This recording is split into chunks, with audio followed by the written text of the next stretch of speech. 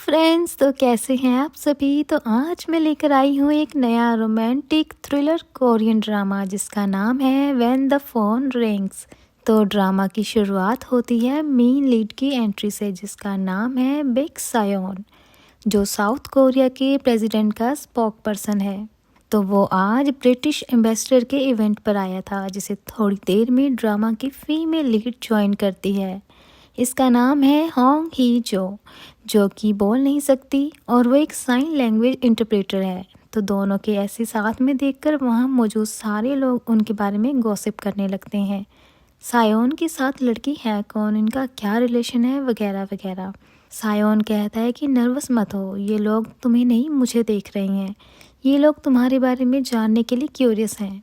और याद रखना, हमारे रिलेशनशिप के बारे में किसी को भी कुछ पता नहीं चलना चाहिए, इसलिए ऐसा कुछ भी मत करना जिससे हमारे बारे में किसी को भी मिसअंडरस्टैंडिंग हो या कोई भी रूमर फैले। तो अब इनके बारे में अच्छे से जानने के लिए हमें एक दिन पहले का फ्लैशबैक दिखाया जाता है।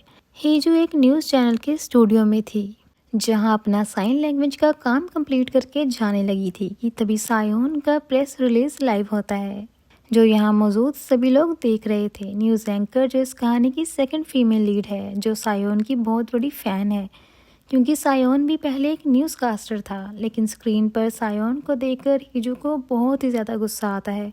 वो मिडिल फिंगर दिखाकर चली जाती है। तो यहाँ हमें पता चलता है कि सायोन और हिजू की 3 साल पहले शादी हो चुकी है, लेकिन उन दोनों की शादी एक सीक्रेट है जिसके बारे में उनकी फैमिली के अलावा और किसी को भी नहीं पता।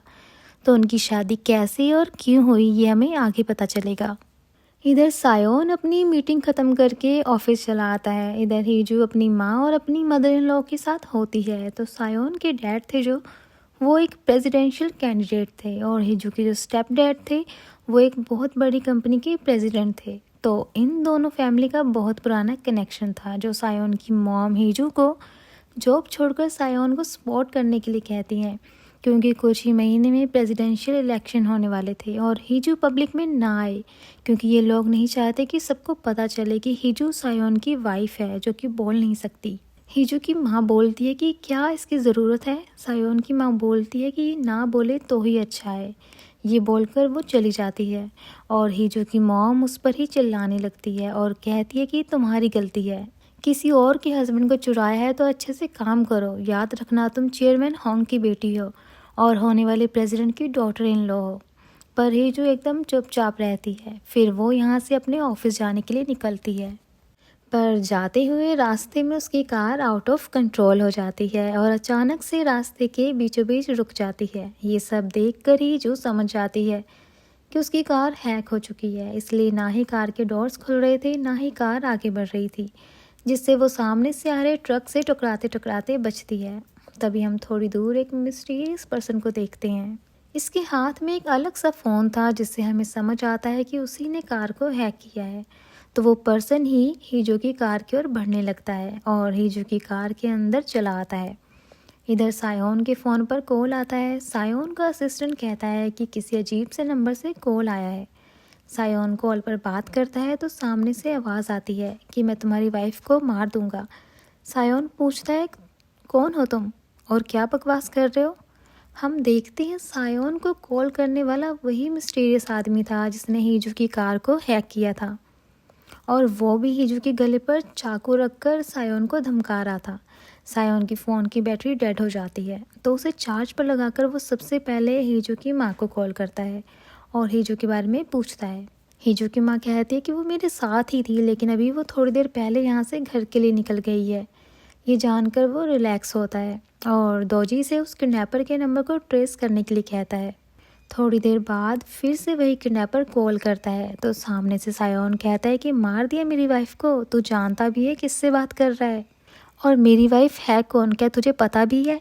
किडनैपर कहता है कि मैंने तुम्हारी वाइफ के गले पर चाकू रखा हुआ है, अगर कॉल काटा तो तेरी वाइफ का गला काट दूंगा। सायोन तंग आकर कहता है कि मजाक के मूड में मैं बिल्कुल भी नहीं हूँ, इसलिए तुम्हें जो करना है करो, ये प्रैंक कॉल करना बंद करो। किडनैपर कहता है कि मैं सच में मार दूंगा। सायोन कहता है हाँ तो मार दे। किडनैपर कहता है अभी नहीं, अभी तो पैसों की बात करनी बाकी है।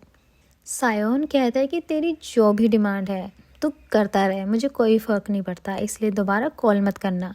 ये बोलकर सायोन कॉल कर देता है, जो सुन के किडनैपर को गुस्सा आ जाता है।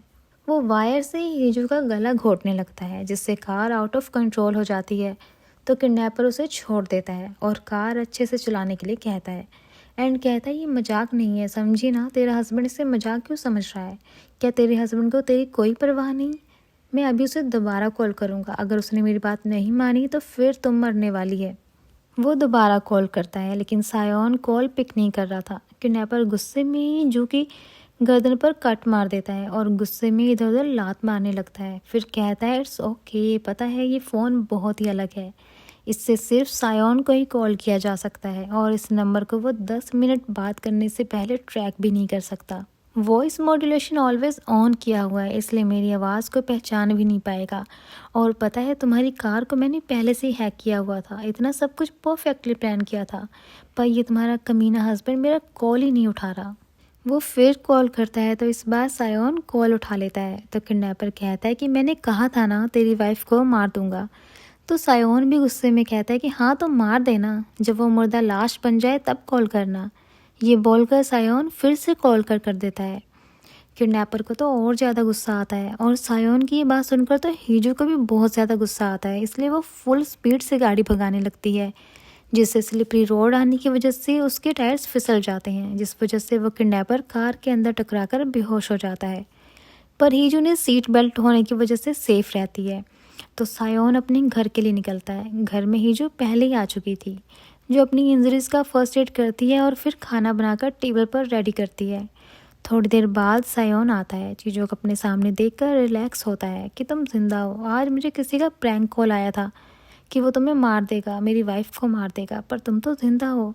उसकी बातें सुनकर हीजू को बहुत गुस्सा आ रहा था। तभी सायोन का असिस्टेंट दोजे कॉल करके बताता है कि उस नंबर को ट्रेस नहीं किया जा सकता, वो नंबर हमारे लोकल टावर से यूज़ नहीं करता और उस नंबर के फर्स्ट 3 डिजिट 406 यूएस का एरिया कोड है, इसलिए वो एक वर्चुअल फ़ोन नंबर है जिसे सिर्फ रियल टाइम में ट्रैक किया जा सकता है। यानी वो अगर फिर से कॉल करता है और अगर वो कॉल 10 मिनट तक चलता है तभी हम उस नंबर को रियल टाइम में ट्रैक कर पाएंगे। देन वो सायोन को याद दिलाता है कि कल ब्रिटिश एम्बेसडर के साथ मीटिंग है और एक साइन लैंग्वेज इंटरप्रेटर की ज़रूरत है, क्योंकि एम्बेसडर की वाइफ भी बोल और सुन नहीं सकती। तो सायोन हीजू को कल तैयार रहने के लिए कहता है, क्योंकि हीजू को इंटरप्रेटर के तौर पर वो अपने साथ ले जाने वाला था। पर हीजू उसकी बात का कोई रिस्पॉन्स नहीं देती। हीजू अपने रूम में आती है तो हीजू की मॉम भी कॉल करके उसी को डांट रही थी कि अब तक तुमने अपने हस्बैंड के साथ अच्छे रिलेशन नहीं बनाए, ज़रूरत पड़े तो प्लास्टिक सर्जरी करवाओ, शेप में रहो, और भी बहुत कुछ सुनाती है। उनकी बातें सुनकर हीजू अपनी शादी के दिन को याद करती है। 3 साल पहले हीजू शादी के लिए तैयार होकर बैठी थी, तब अचानक से सायोन कुछ डॉक्यूमेंट लेकर आया और उससे कहा कि ये वेडिंग ड्रेस तुम्हारा नहीं है, इसे उतार दो, तुम बस मेरी वाइफ की जगह ले रही हो, हमारी शादी प्राइवेट रहेगी, इसलिए तुम्हें किसी के सामने मेरी वाइफ होने की एक्टिंग करने की ज़रूरत नहीं पड़ेगी। हीजू जैसे ही सब कुछ उतारने लग जाती है तो उसके ड्रेस उतारने से पहले सायोन उसे अपना कोट पहना देता है और उसे एक मैरिज कॉन्ट्रैक्ट पर साइन करने के लिए देता है, जिसके क्लोजेस थे कि हीजू कभी भी डाइवोर्स इनिशिएट नहीं कर सकती, स्पेशली किसी इलेक्शन के टाइम। और सायोन की वाइफ के रूप में हीजू का नाम और चेहरा कभी भी पब्लिकली डिस्क्लोज नहीं किया जाएगा। अगर हीजू इनमें से कोई भी क्लोज तोड़ती है तो हीजू को 2 बिलियन वन की प्लेंटी भरनी होगी। हीजू साइन कर देती है तो सायोन उसे एंगेजमेंट रिंग पहना देता है और उसे कहता है कि इस गलतफहमी में मत रहना कि हम एक मैरिड कपल हैं, क्योंकि तुम्हें एक हॉस्टेस की तरह मेरे पास भेजा गया है। तो इस तरह से उनकी शादी कभी भी पब्लिकली डिस्क्लोज नहीं की गई थी। तो हीजू एक साइन लैंग्वेज सेंटर का भी हिस्सा थी।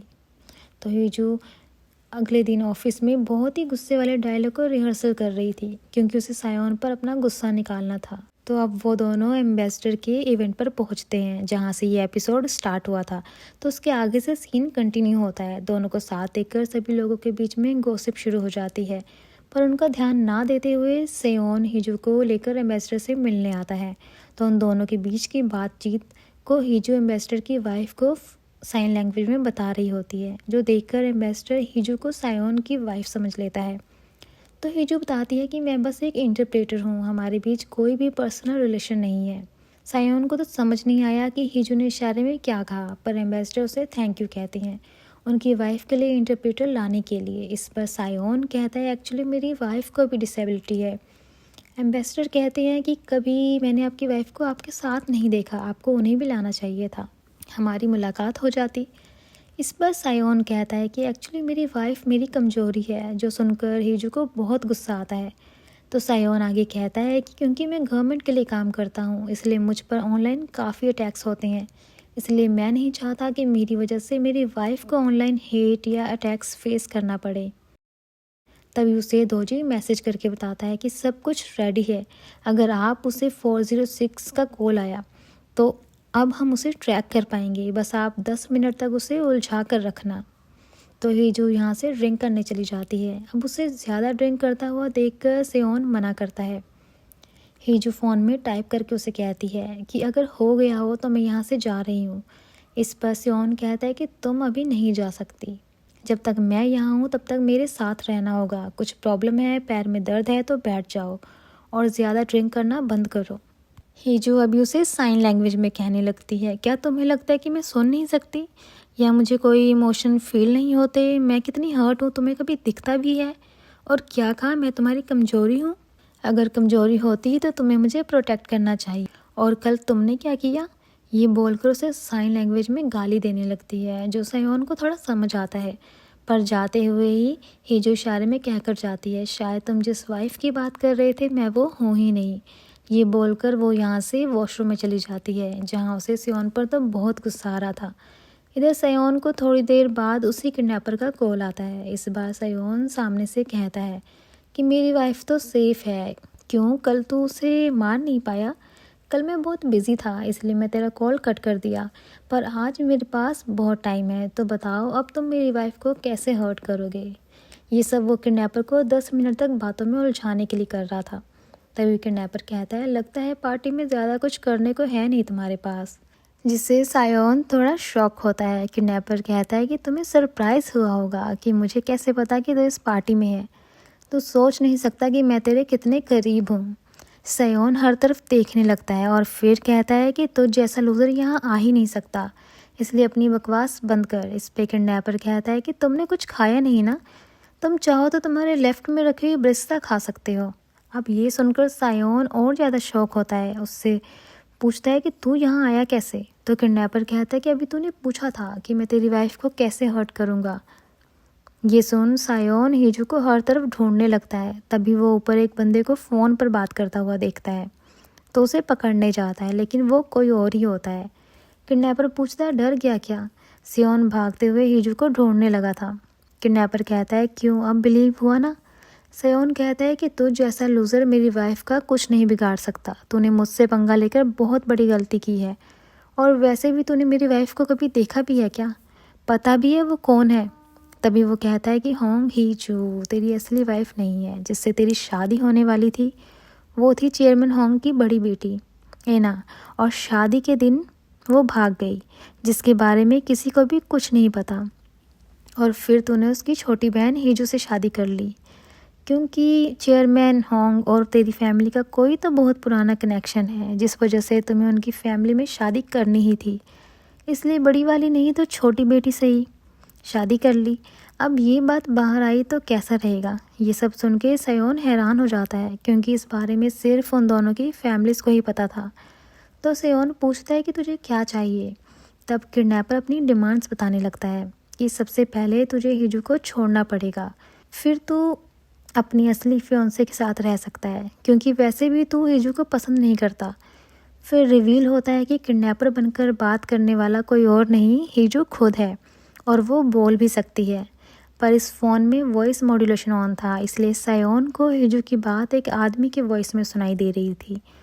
वहीं किडनैपर का फ़ोन हिजू के पास कैसे आया, ये हमें एक फ्लैशबैक के थ्रू दिखाया जाता है, जब सायोन ने तंग आकर कहा था कि मेरी वाइफ को मार दे, जब वो मुर्दा लाश बन जाएगी तब कॉल करना। ये बोलकर उसने कॉल कट कर दिया था।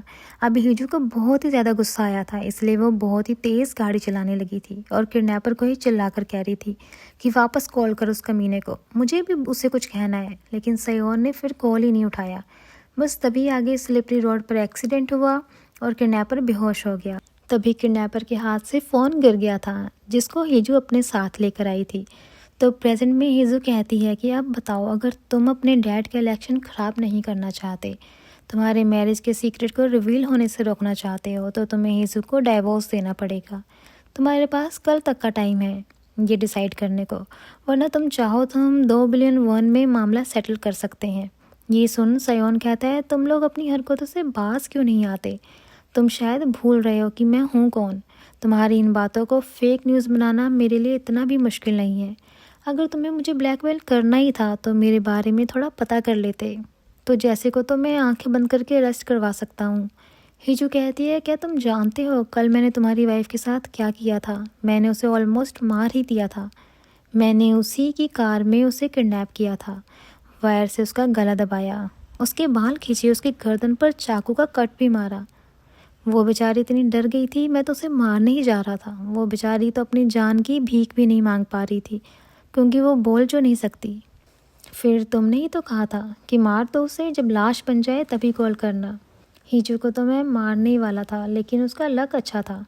स्लिपरी रोड की वजह से कार का एक्सीडेंट हो गया। पर ये सब सुनकर सियोन गुस्से में सामने की दीवार पर पंच मारता है और गुस्से में कहता है कि अब तो सुन 406, मैं इससे पहले कभी भी किसी आदमी के बारे में जानने के लिए इतना क्यूरियस नहीं हुआ।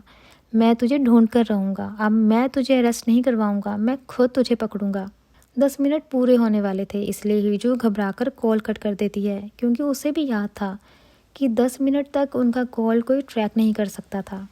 और हीजू को बहुत डर लग रहा था क्योंकि उसने एग्जैक्ट 10 मिनट्स पर कॉल कट की थी। कहीं सायोन को पता ना चल जाए कि किडनैपर बनकर वो खुद ही कॉल कर रही थी। इसलिए वो ये सोचकर बहुत घबरा रही होती है कि उसे मेरी बात पर यकीन हुआ होगा या फिर मैं पकड़ी जाऊंगी। इसी के साथ एपिसोड 1 यहीं पर ख़त्म होता है। तो आगे ये कहानी बहुत ही ज़्यादा इंटरेस्टिंग एंड थ्रिलिंग होने वाली है। तो जल्दी मिलते हैं अगले एपिसोड में। तब तक के लिए टेक केयर, अपना ध्यान रखें।